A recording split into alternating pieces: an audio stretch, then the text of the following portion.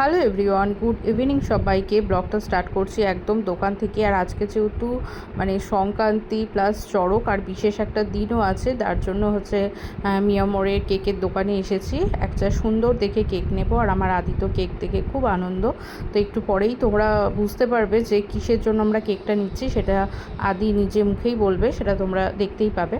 তো এখন আদি সিলেক্ট করছে যে কোন কেকটা নেওয়া হবে আর কোনটা নেওয়া হবে না। তো এরপরে আমরা একটা কেক সিলেক্ট করলাম, করে তারপর আদির বার্থডের জন্য একটা কেক দেখে রাখলো যে আমি এরকম টাইপের কেক নেব। আগে থেকেই বলে দিল যে মাম্মা আমার বার্থডেতে এরকম টাইপের কেক নেওয়ালাম। ঠিক আছে, আগে এটা তো নিই। এই উঠোনা পড়ে যাবে বাবা।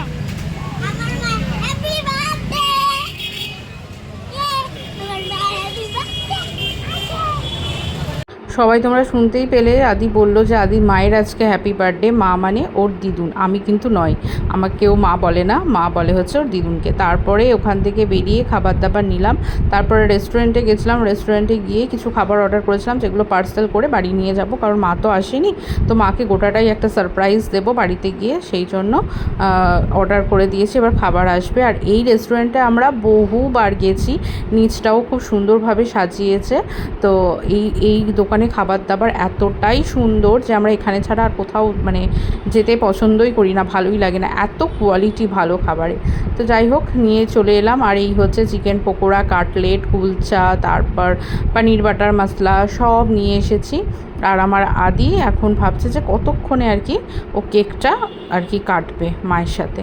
আর আদি এনেছে মায়ের জন্য এই সুন্দর রজনীগন্ধা আর গোলাপটাকে সাজিয়ে নিয়েছে।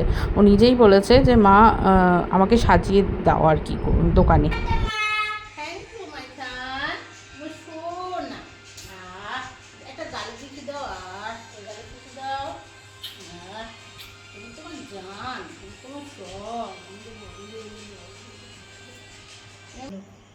আজকে আমার হ্যাপি বার্থডে, তার জন্য আমরা কেক নিয়ে এসেছি। হ্যাপি বার্থডে মা। Thank you.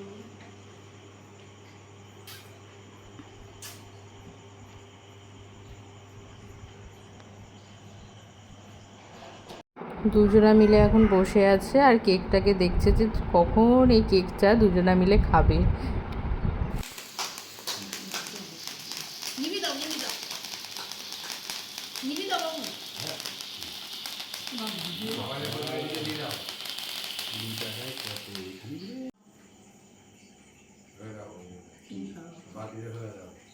একটুখানি হ্যাঁ এটা ধরুন।